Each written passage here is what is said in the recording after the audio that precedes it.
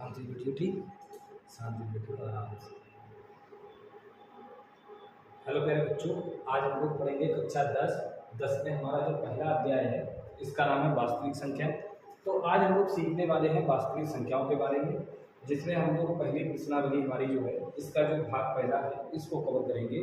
यानी कि हम लोग भाग 1 से हम लोग स्टार्ट करेंगे, यानी कि आपको प्ले लिस्ट मिलेगी। इसके बाद उसमें आप लोग देखिएगा टोटल आपको जो है प्रश्नावली और प्रश्नावली हम जितने भाग में कवर करेंगे टोटल यहाँ पे आपको मिल जाएगी प्ले लिस्ट में, ठीक है। आज का जो हमारा पहला कॉन्सेप्ट है तो हमें वास्तविक संख्याओं के बारे में सीखना है। जो अध्याय है कक्षा 10 का वास्तविक संख्या है। अब वास्तविक संख्याओं में हम लोग क्या करेंगे, पहले हम लोगों को ये पता होना चाहिए कि संख्याएं कितने प्रकार की होती है। तो संख्याएं मुख्यतः होती है 2 प्रकार की, एक होता है वास्तविक, एक होता है अवास्तविक। वास्तविक संख्या क्या होती है, परिमेय और अपरिमेय संख्याओं से मिलकर जो संख्या बनती हैं उनको हम लोग कहते हैं वास्तविक संख्या। क्या मतलब इसका कि परिमेय और अपरिमेय संख्याओं से जो भी संख्याएं मिलकर बनती हैं उनको हम लोग कहते हैं वास्तविक संख्या। जैसे यहाँ पे √2 हो गया, ये भी एक वास्तविक संख्या है। और ये होती है अपरिमेय संख्या, क्योंकि आपने 9वीं कक्षा में पढ़ा था वास्तविक संख्या मुख्य रूप से 2 ही प्रकार की होती है, एक होती है परिमेय, एक होती है अपरिमेय। तो यहाँ पे हम लोग ये देख रहे हैं कि जितनी भी संख्या है परिमेय और अपरिमेय, इन दोनों का जो संयुक्त रूप है वो बनाता है वास्तविक संख्या। अभी इस पे भी बात करेंगे कि परिमेय संख्या अपरिमेय संख्या किन किन संख्याओं से मिलकर बनती है, तो इसके आगे देखेंगे। तो अभी हम लोग केवल ये पता होना चाहिए कि वास्तविक संख्या क्या है। तो परिमेय और अपरिमेय संख्याओं से मिलकर जो संख्या बनती है उसको हम लोग कहते हैं वास्तविक संख्या, ठीक है। अब बात करें अवास्तविक संख्या क्या कहलाती है। जितनी भी संख्याएं हैं उन सबके ऋणात्मक वर्गमूल को हम लोग कहते हैं अवास्तविक संख्या। जैसे वर्गमूल के अंदर -1 हो गया, वर्गमूल के अंदर -9 हो गया, तो ये जो है ये अवास्तविक संख्या है आपकी। ये जो है ये क्या है, ये आपकी अवास्तविक संख्या है, ठीक है। तो ये तो हो गया संख्या के बारे में कि संख्या मुख्यतः 2 प्रकार की होती है, एक होता है वास्तविक और दूसरी होती है अवास्तविक।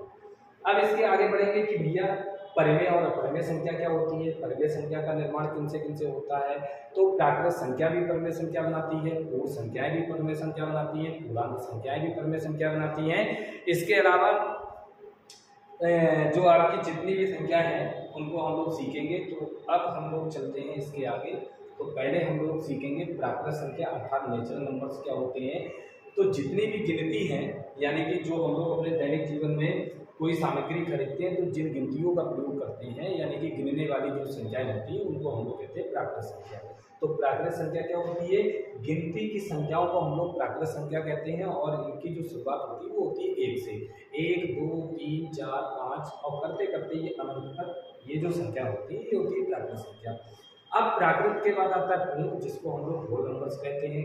क्या है पूर्ण संख्या, यहाँ से 1 से जो आगे तक की संख्या होती है वो होती है प्राकृत। अगर इन्हीं प्राकृत संख्या में 0 को और सम्मिलित कर दें तो अब हमारे पास जो संख्या बनती है उसको हम लोग कहते हैं पूर्ण संख्या।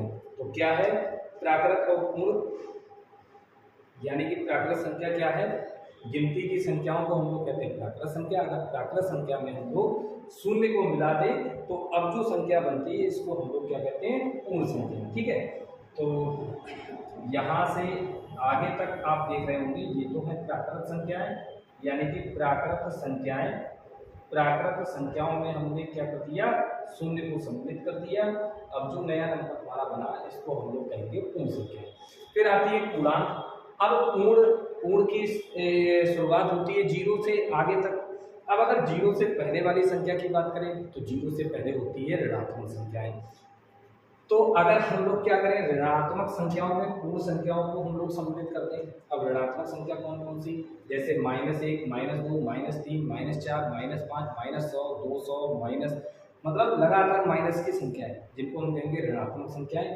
तो अगर ऋणात्मक संख्याओं में हम लोग पूर्ण संख्याएं शामिल कर दें, फिर जो संख्याओं का नया रूप बनता है इसको हम लोग कहते हैं पूर्णांक संख्या। इसको हम लोग क्या कहते हैं पूर्णांक संख्या। यानी कि अगर बात करें तो यहाँ पे जो संख्या है ये यहाँ तक ये है हमारे पास ऋणात्मक संख्या, और यहाँ से 0 से आगे की जो संख्याएं हैं ये है हमारे पास पूर्ण संख्या है। तो कहने का मतलब ये है कि अगर ऋणात्मक संख्याओं में पूर्ण संख्याओं को हम लोग शामिल कर दें, फिर जो संख्याओं का समूह बनता है उसको हम लोग कहते हैं पूर्णांक संख्याएं। अब इसके आगे की अगर बात करी जाए तो इसके आगे हमारे पास क्या आता है, परिमेय संख्या। अब ये परिमेय संख्या क्या होती है, तो जिन संख्याओं को हम लोग p बटे q अर्थात अंश बटे हर के रूप में लिख सकते हैं उनको हम लोग कहते हैं परिमेय संख्याएं, और इंग्लिश में इसको कहते हैं रेशनल नंबर्स। ठीक है, बस शर्त ये है कि कभी भी हर का मान जो है जीरो ना हो, अर्थात q कभी भी जीरो के बराबर नहीं होना चाहिए। तो यहाँ पे अगर बात करें जैसे 5/3 परिमेय संख्या है, -1/2 ये भी परिमेय संख्या है, और शून्य भी एक परिमेय संख्या है। ये आपको 9वीं कक्षा में एनसीईआरटी में पहला प्रश्न आपको बताया गया होगा, क्या शून्य एक परिमेय संख्या है, तो जी हाँ शून्य एक परिमेय संख्या है, क्योंकि शून्य के बटे में कुछ नहीं है, बटे में कितना है, एक, ऊपर वाला p हो गया, नीचे वाला q हो गया, यानी कि शून्य भी एक परिमेय संख्या है। ठीक है, तो जिन संख्याओं को हम लोग अंश बटे हर के रूप में व्यक्त कर सकते हैं तो वो सभी संख्याएं हमारी कौन सी कहलाती है, परिमेय। अब बात करें इसके आगे, अब इसके आगे हमारा जो टॉपिक है, इसके आगे हमारा जो टॉपिक है वो होता है अपरिमेय संख्या।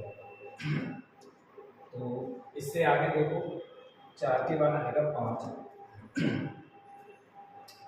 पांचवा हमारा जो है इसको हम लोग कहेंगे अपरिमेय संख्या। अब ये अपरिमेय संख्या क्या है, अपरिमेय संख्याएं इसको हम लोग कहते हैं इर्रेशनल नंबर्स, इर्रेशनल नंबर्स,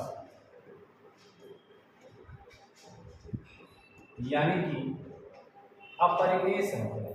अब ये अपरिमेय संख्या क्या है, परिमेय संख्याओं का जस्ट अपोजिट होता है अपरिमेय संख्या। परिमेय संख्या क्या होती है, जिन संख्याओं को हम लोग p बटे q के रूप में लिख सकते हैं वो है परिमेय संख्याएं, और जिन संख्याओं को हम लोग p बटे q के रूप में नहीं लिख सकते वो होती है अपरिमेय संख्या। यानी कि इसकी परिभाषा हो जाएगी, जिन संख्याओं को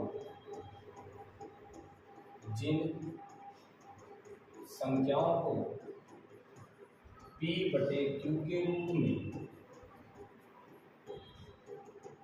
नहीं लिखा जा सकता है, नहीं लिखा जा सकता है, अपरिमेय संख्याएं कहलाती हैं। यानी कि जिन संख्याओं को हम लोग p बटे q के रूप में नहीं लिख सकते हैं वो सभी संख्याएं क्या कहलाती हैं, अपरिमेय संख्याएं कहलाती हैं, अपरिमेय संख्याएं कहलाती हैं। तो जिन संख्याओं को हम लोग p बटे q के रूप में नहीं लिख सकते वो हमारी अपरिमेय संख्याएं कहलाती हैं। अगर इनके उदाहरण की बात करें तो इनका जो उदाहरण है, जैसे हमने दिया √2, तो ये एक अपरिमेय संख्या है, क्योंकि √2 का मान 1.414 फटाफट चलता ही जाएगा मान, ये कभी जो है खत्म ही नहीं होगा, क्योंकि ये अपरिमेय है, इसको p बटे q के रूप में नहीं लिख सकते हैं। जैसे √3 हो गया, ये भी एक अपरिमेय है, इसको भी अंश बटे हर के रूप में व्यक्त नहीं किया जा सकता। पाई जो है ये भी अपरिमेय संख्या है, अंश बटे हर के रूप में व्यक्त नहीं किया जा सकता। तो ये भी फटाफट चलते रहेंगे। तो कहने का आशय ये है कि जिन संख्याओं को हम लोग p बटे q के रूप में नहीं लिख सकते वो हमारी कहलाएगी अपरिमेय, और जिनको हम लोग p बटे q के रूप में लिख सकते हैं वो हमारी कहलाएगी परिमेय। ठीक है, तो ये हो गया परिमेय और अपरिमेय का कॉन्सेप्ट। अब इसके आगे बढ़ते हैं तो हमें सीखने को मिलता है भाज्य और अभाज्य, क्योंकि मैं इतनी सारी संख्याएं यहाँ पे आपको बता दे रहा हूँ जो आपके चैप्टर में यूज होंगी, जिससे कोई आपको दिक्कत ना हो। तो इसके आगे अगर हम बात करें तो एक आता है अभाज्य संख्या, एक आता है भाज्य संख्या। तो ये हमारा जो नंबर है वो हो जाएगा 6। तो अभाज्य और भाज्य संख्या क्या होती है, बात करें अभाज्य संख्या तो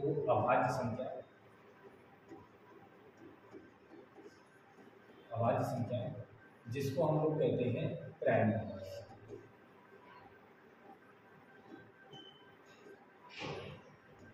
तो अभाज्य संख्या क्या होती है ये अब जरा समझ लेते हैं। यानी कि जो संख्याएं या जिन संख्याओं पे एक और स्वयं के अलावा कोई तीसरा गुणनखंड नहीं होता है वो संख्याएं कहलाती है अभाज्य संख्या।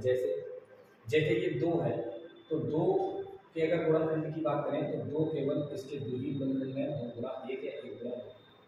3 की बात करें तो 3 के भी 2 ही गुणनखंड है, 3 गुणा 1, 1 गुणा 2।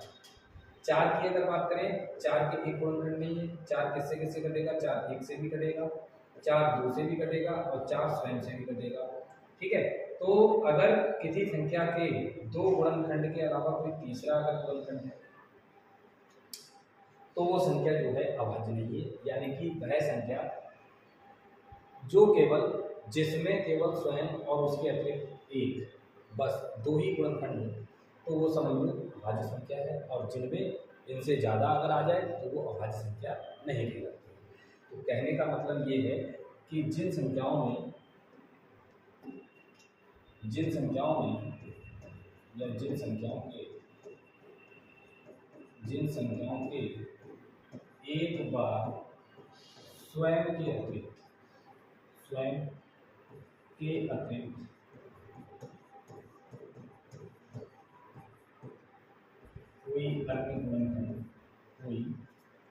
अन्य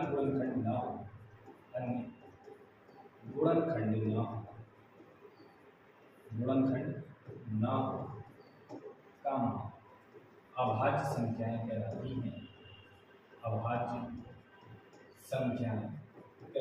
हैं, यानी कि जिन संख्याओं का एक बार स्वयं के अतिरिक्त कोई वैशिष्ट गुणनखंड ना हो, कोई अन्य गुणनखंड ना हो तो वो अभाज्य संख्या कहलाती हैं। अगर इनके एग्जाम्पल की बात करें तो इनका एग्जाम्पल क्या हो जाएगा, जैसे 2 हो गया, 3 हो गया, 5 हो गया, 7 हो गया, इस तरह से मतलब जिन संख्याओं का एक और स्वयं के अतिरिक्त कोई गुणनखंड ना हो तो वो कहलाती हैं अभाज्य संख्या। ठीक है, और इसी का उल्टा हो जाएगा को प्राइम नंबर्स अर्थात भाज्य संख्याएं। भाज्य संख्या क्या होती हैं, अब यहाँ पे भाज्य संख्याओं के बारे में सीखेंगे, जस्ट अपोजिट भाज्य संख्याएं, इसको हम लोग कहेंगे को प्राइम नंबर्स। अब ये को प्राइम नंबर्स क्या होते हैं, यानी कि इसका मतलब ये है कि जिन संख्याओं के एक बार स्वयं के अतिरिक्त कोई अन्य गुणनखंड हो, यानी कि जिन संख्याओं के एक बार स्वयं के अतिरिक्त कोई अन्य गुणनखंड हो, जिन संख्याओं के एक बार स्वयं के अतिरिक्त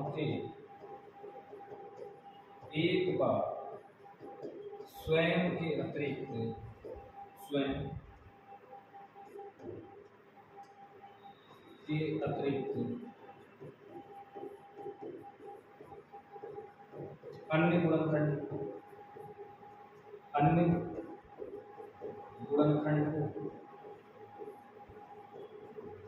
कम भाज्य संख्या कहलाती है।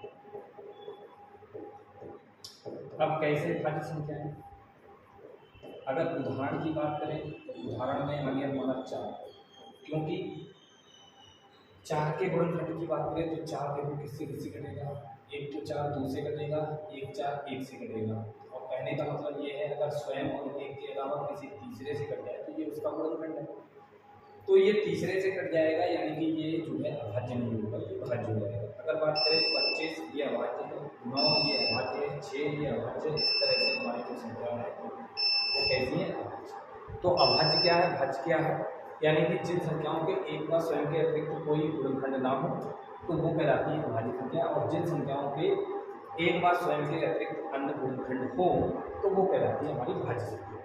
ठीक है, तो ये तो रहा संख्याओं के बारे में। इसके बाद हम लोग सीखने वाले हैं कि आधारभूत प्रमेय। आधारभूत प्रमेय क्या होती है, जब तक हमें संख्याओं की नॉलेज नहीं होगी हम लोग आधारभूत प्रमेय नहीं पढ़ पाएंगे।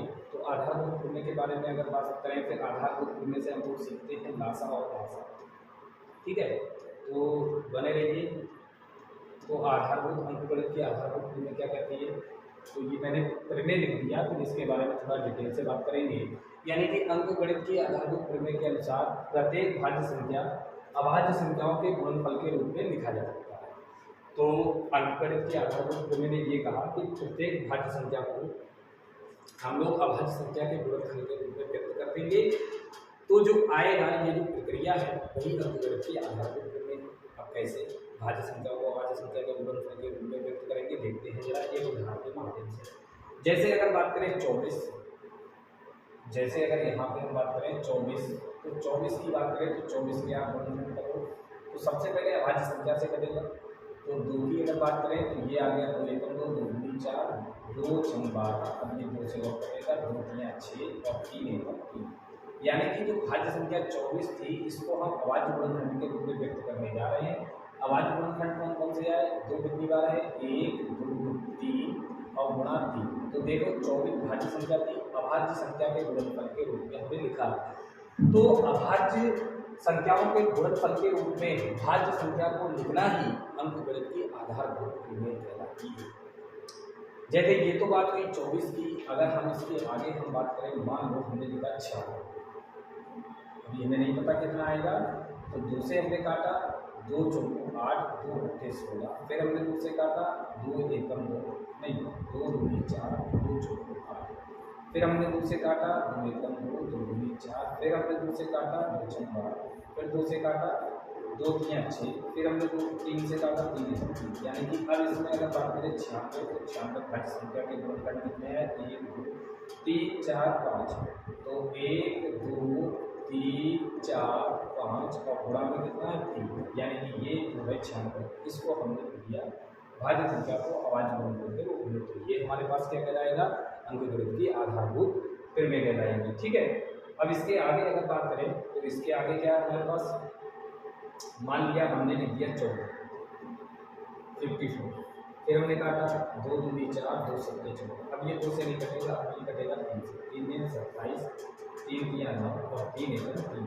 अब हम यहाँ पे क्या देख रहे हैं, 54 जो है इसके अभाज्य गुणनखंड के रूप में हमने लिख दिया 2 गुणा 3 गुणा 3 गुणा 3, यानी कि 54 को हमने इस तरह से व्यक्त कर दिया।